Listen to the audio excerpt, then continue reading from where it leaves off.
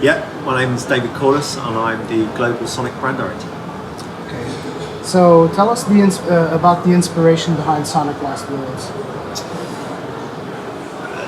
I think Sonic team have taken inspiration from many different areas.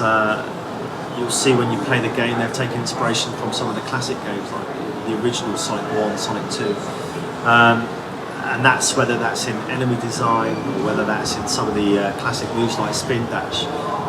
But then also they've taken, I suppose, inspiration just from within themselves to create a fantastic new game that has also a lot of new innovations, a lot of fun, some real exciting elements to it. So it seems to be from both looking back but also looking forward. So what do you think that new fans are going to be experiencing when they set foot in Sonic Lost Worlds? Like, let's say, fans that have played Sonic Colors, Sonic Generations, how do you think they're going to feel when they start this new title? So I think for Sonic fans who've played games like Colors and Generations, that they're gonna see this game for what it is, which is a brilliant new Sonic adventure. There's a lot in there that they recognise, but there's a lot of new exciting features, there's new enemies, there's the Deadly Six they need to take on, so there's a lot of great stuff in there. And I think if you're new to the game as well, it's a fantastic game. Everyone who's played it so far is loving the adventure, so I think it's going to be great for everyone. Could you tell us about the new visual style that you've taken in the game, how the levels now look a little bit more cylindrical, and about that specific playstyle? The look of the levels are different for this game. That's one thing that the Sonic team have looked at in the way that they're constructed, whether they're cylinders or tubes that you can run inside, outside, on top of, underneath. And it's one of the the things that we're excited about, because it's allowed the Sonic team to create these fantastic new worlds that the players can explore. And much like some of the older games, there's different routes. So if you take the lower route, it may be a little bit easier. If you go the higher route, there's more reward, but it's a more difficult route. So it's a great new way to build a Sonic game, but it's also taking a lot of inspiration from the older games to build the experience. So in Sonic Generations specifically, I believe we've had that playstyle where Sonic runs in 3D, and then we've also had the old school playstyle of 2 dimensions. Is the 2-dimensional playstyle going to be making an appearance in this game specifically?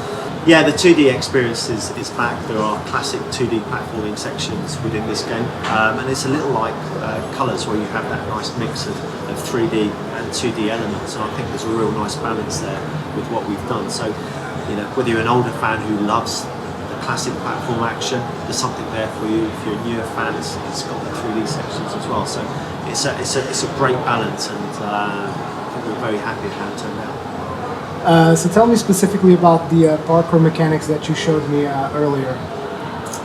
The Sonic's parkour mechanics, the wall running, Absolutely, yeah. So one of the things that the Sonic team have looked at is the control mechanism, and they've tweaked it. So there's now different levels of speed.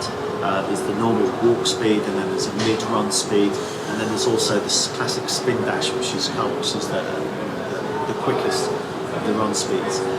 And part of that is the new control mechanism and the new speeds is something that we're kind of calling parkour, which when you're within the mid-speed, you are able to run up walls, you're able to grab onto ledges, and it's really going to help players when they play the game. It makes it a more fluid experience, and it's something that's a new addition to the Sonic world. Everyone who's played it so far is loving it, so whether that's some of the older players, whether it's journalists who remember the classic games, or whether it's any of the newer fans, everyone's saying it's a great game to play, it's a great game, it feels right. Can you tell us a little bit about Wii U specific features? Like, do you make use of any of the touch functionality? So there are a lot of Wii U functionality we've thought a lot about, and the Sonic team have done some great stuff. So whether it's in terms of playing the game, a lot of the colour powers use the gamepad, and different motions will affect different colour powers in different ways. Whether it's a multiplayer experience, one person plays on the gamepad, the second person plays on the TV. So there are different ways that we are using the gamepad. and there are more things that we can't talk about that we will talk about in the near future. You did kind of segue into another question that I wanted to ask, which is, are you going to feature co-op play, and how is that going to work? Sonic Team have put a lot of effort into the multiplayer, and there's a couple of great new modes of play. So we have on the Wii U version, we've got a cooperative mode, which allows the second player to drop in and to help the player one in the game. And there's also competitive features, so head-to-head races, and there's different modes of play within that. So whether you just straight race against a friend throughout the stage, or whether it's who can collect the most rings by the end of the stage, and not necessarily who's the quickest. And then also in the 3DS version, we have competitive play as well, up to 4 players, whether it's local or via the internet. Do you also have online multiplayer for the Wii U version, or just local? No, just local. Just local. When you said that a player will join, kind of drop in, drop out, does the player become Tails or another character, or how does that work? No. Okay. No. So either there's you're just dropping things into the game. It is more of a cooperative mode. It's more you're helping them, just dropping things in there. Will we see the return of familiar characters in the Sonic franchise, such as Knuckles or? Talking about just the franchise in general, or this game.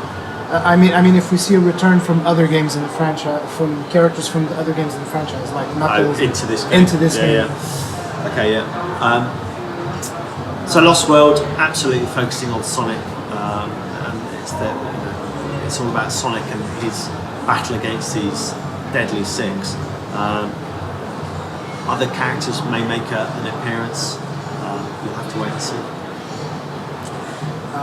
You've mentioned the Deadly Six. Can you give us any details about who the Deadly Six are? Yeah, the Deadly Six are a big threat to Sonic, so much so that he teamed up with Dr. Eggman to take them on. Not only that, but he has new powers. He has new colour powers. He also has his new moves. So he's ready to take them on, and you'll get to see in the story when you play it just how big a threat they are.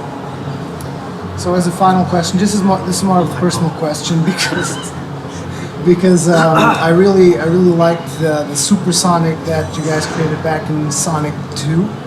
Is this Sonic going to be able to transform itself? Is Super Sonic in this game? Well, I can't say. Is Super Sonic going to be the future of the franchise? I can't say. Just have to hang around, play the games, and see what happens. Okay, so if you could just state the release dates and platforms.